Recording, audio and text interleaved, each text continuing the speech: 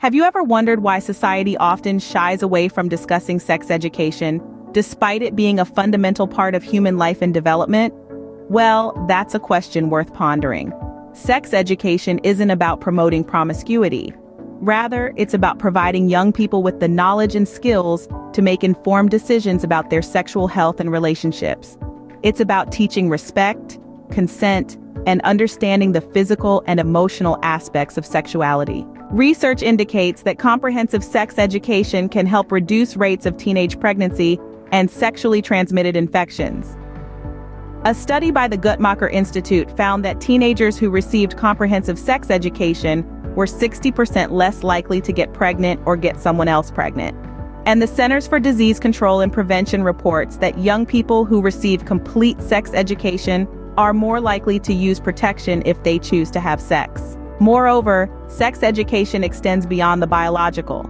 It encompasses topics such as consent, healthy relationships, and the understanding of diverse sexual orientations and gender identities. This holistic approach prepares young people to navigate the complexities of relationships and the world around them. It's also worth noting that sex education is not a one-size-fits-all concept. Different cultures, communities, and individuals have diverse beliefs and values about sexuality. Therefore, sex education must be culturally sensitive and inclusive, respecting everyone's perspectives. However, despite the proven benefits, sex education often faces opposition. Some argue that it exposes young people to explicit content too early. Others worry it may encourage sexual activity, but evidence suggests otherwise. Comprehensive sex education doesn't hasten sexual activity. Instead, it promotes safer sexual behaviors and attitudes. To debunk a common myth, teaching about contraception doesn't lead to increased sexual activity. Instead, it leads to safer sex practices when individuals decide to become sexually active. It's like teaching someone to put on a seatbelt. It doesn't encourage reckless driving, but it does protect when on the road. So what have we learned today?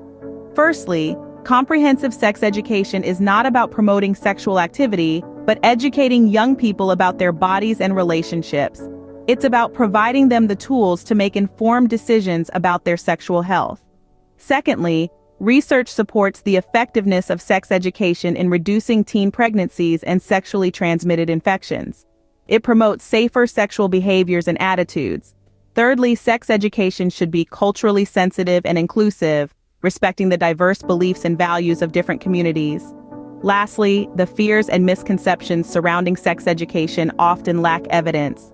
Teaching about contraception and sexual health doesn't encourage sexual activity, but instead promotes safety and responsibility. In conclusion, sex education is a crucial part of preparing young people for the world. It's not just about biology, it's about relationships, respect, understanding, and safety. It's about empowering the next generation with the knowledge they need to make informed decisions about their lives.